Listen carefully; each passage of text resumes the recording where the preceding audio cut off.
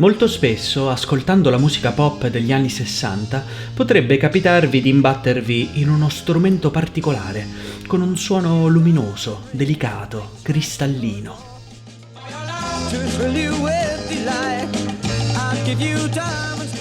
Lo ascoltiamo nel singolo For Your Love degli Yardbirds del 1965, ma dello stesso anno è anche In My Life dei Beatles.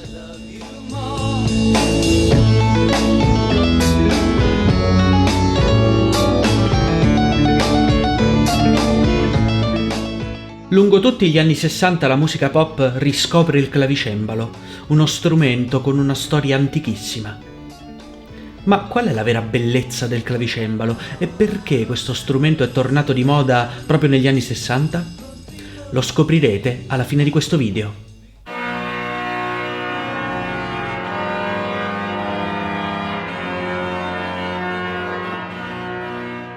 Siamo tra 6 e 700, nella chiesa parigina di Saint-Gervais.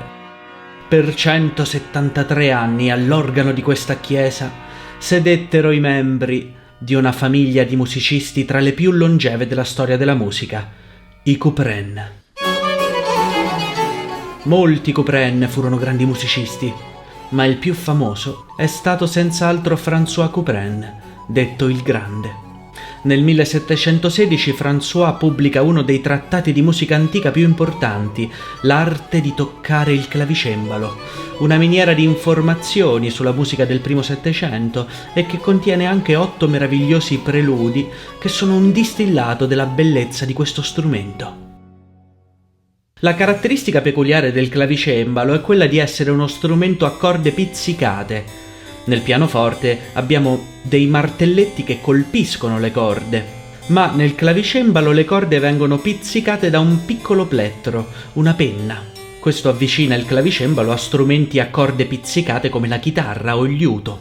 Il primo preludio di Couperin sfrutta proprio questa caratteristica dello strumento, impiegando quello che viene definito stile liuté o stile brisé, un modo di arpeggiare che imita il liuto.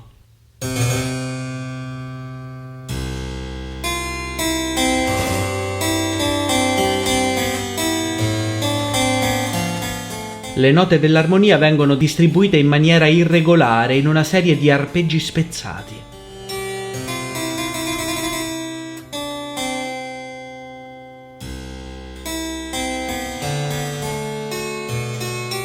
Scrive Couperin nel suo trattato: «Com'è grande la distanza tra la grammatica e l'orazione, così vi è un'enorme distanza tra l'intavolatura e l'arte di ben suonare».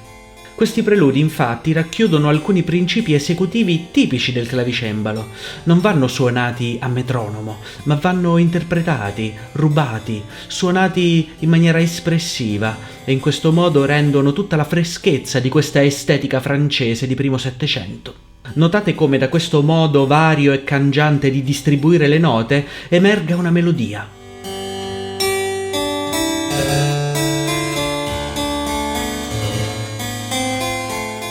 E successivamente una seconda voce che dialoga con la prima.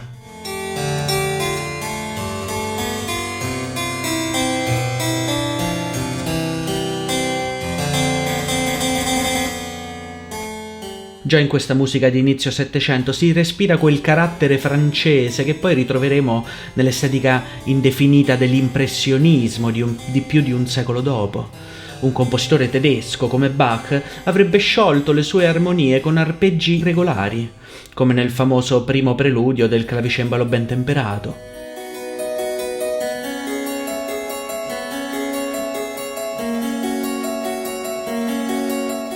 Invece nello stile liuté c'è questa poetica francese irregolare e capricciosa basata su arpeggi spezzati. Notiamolo in un altro brano di Couperin che sfrutta lo stesso stile e che ha un titolo molto enigmatico, Le Barricades Mystérieuses, un brano riflessivo e soffuso di un senso di misteriosa contemplazione.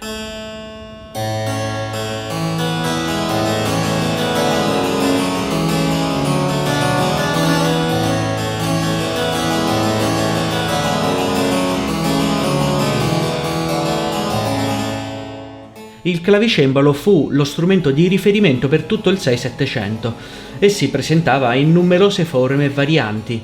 Appartengono alla stessa famiglia del clavicembalo strumenti come la spinetta, che ha le corde disposte in modo obliquo, oppure il virginale, che ha le corde disposte parallele alla tastiera. Il virginale era uno strumento spesso presente nelle case, il nome rimanda proprio alla destinazione d'uso delle giovani ragazze di buona famiglia. Nella musica antica inglese c'è un vastissimo repertorio di composizioni destinate a questo strumento. Basti pensare alla famosa raccolta Fitzwilliam Virginal Book, che contiene brani di Morley o Byrd e molti altri. Il che ci porta a un'altra meravigliosa opera per clavicembalo, destinata a rimanere scolpita nella storia, le Suite di Henry Purcell.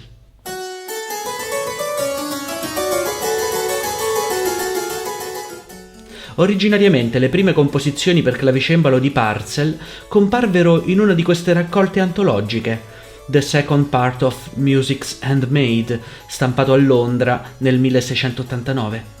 Il frontespizio dell'opera ci dà un'idea della destinazione privata di queste composizioni. I brani di Purcell però verranno poi raccolti in un volume unico e ristampati dalla moglie del compositore qualche anno dopo la morte di Purcell. Le suite di Purcell iniziano con un brano semplicissimo, destinato appunto a esecutori non professionisti, ma proprio per questo estremamente accattivante.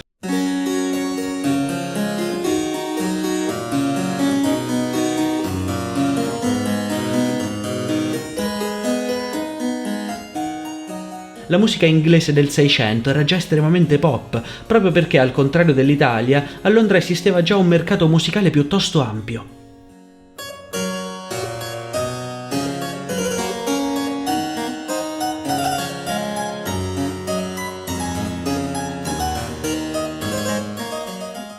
La musica da camera era molto diffusa. Pensate che i libri delle Songs di Dowland, un altro compositore inglese molto popolare, venivano impaginati in questo modo particolare, così da poter essere posti al centro di un tavolo e letti agevolmente da tutti i partecipanti, come in una sorta di gioco di società.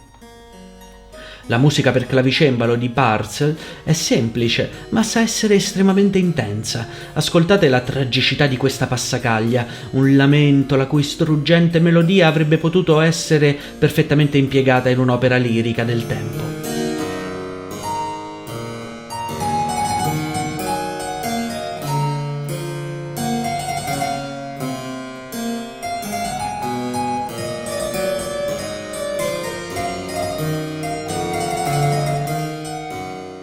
Pensate che queste composizioni di Purcell vennero stampate con una lunga introduzione ad uso proprio dei non professionisti, che comprendeva anche delle indicazioni sulla diteggiatura. La cosa interessante è che le diteggiature proposte farebbero accapponare la pelle a un pianista di oggi. Notate come si alterni terzo e quarto dito e secondo e terzo. Suonare in questo modo oggi è considerata un'eresia. Nella musica antica era la prassi, e magari ne parleremo meglio in un video dedicato più specialistico.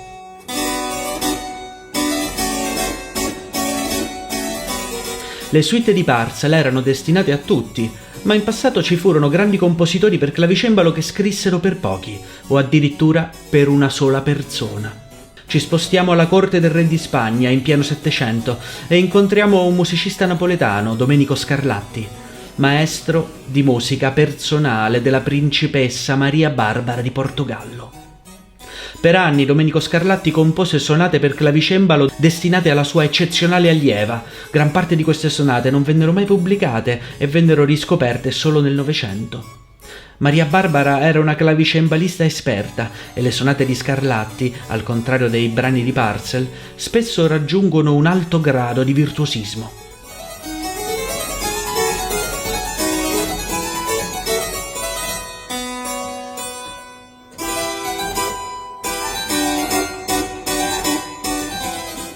Scarlatti in Spagna si lasciava influenzare dalla musica andalusa e mischiava il barocco napoletano con la musica spagnola, elaborando uno stile unico e originalissimo.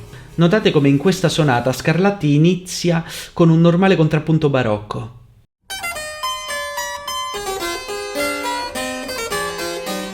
Ma poi improvvisamente, con questi arpeggi discendenti, il clavicembalo imita le chitarre spagnole.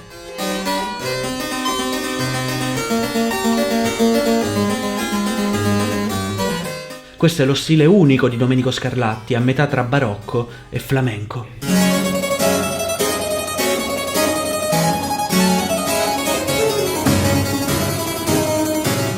Come vedete, il repertorio per clavicembalo è estremamente vario e diversificato, e oggi abbiamo appena scalfito la superficie. Ci sarebbero un'infinità di autori da citare. Se volete approfondire alcuni aspetti tecnici della sonorità del clavicembalo, vi consiglio il mio videosaggio sulle inégalité, il manifesto della musica liberata. Ma torniamo alla domanda che ho posto a inizio video. Come mai il clavicembalo, dopo secoli di silenzio, improvvisamente ritorna di moda nella musica pop anni 60? Proprio negli anni 60 ci fu una grande riscoperta della musica antica. Gardiner fondò il Monteverdi Choir, Nicolaus Harnoncourt e il clavicembalista Gustav Leonhardt diffusero nuovi standard interpretativi per la musica antica. Si diffuse il principio della performance storicamente informata e le riproduzioni degli strumenti antichi cominciarono ad essere a buon mercato. Il famoso costruttore Zuckerman nel 1960 lanciò il suo modello T, il primo kit per costruirsi il proprio clavicembalo. La riscoperta della musica antica negli anni 60 aveva una forte connotazione politica, legata al rifiuto della tradizione romantica che era identitaria di certa società borghese. Nella musica antica c'era una ventata di freschezza primaverile, un'atmosfera hippie. Il movimento di contestazione giovanile subito si interessò a queste nuove sonorità, ed è per questo che nella musica pop anni 60 noi percepiamo questo nuovo entusiasmo per la musica barocca, una musica diversa, alternativa. Basti pensare a Winter Shade of Pale de Procularum, che riprende la famosa suite orchestrale numero 3 di Bach. Ma pensate anche alle progressioni dal sapore barocco che Jon Lord, il tastierista dei Deep Purple, inserisce nei suoi assoli.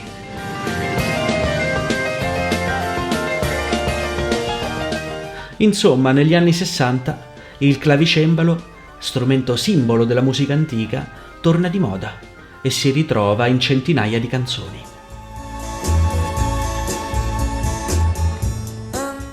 Proprio grazie a questa rinnovata popolarità, molti compositori contemporanei ricominciarono a scrivere per questo strumento, come Elliott Carter, che nel 61 scrisse il suo concerto per pianoforte e clavicembalo.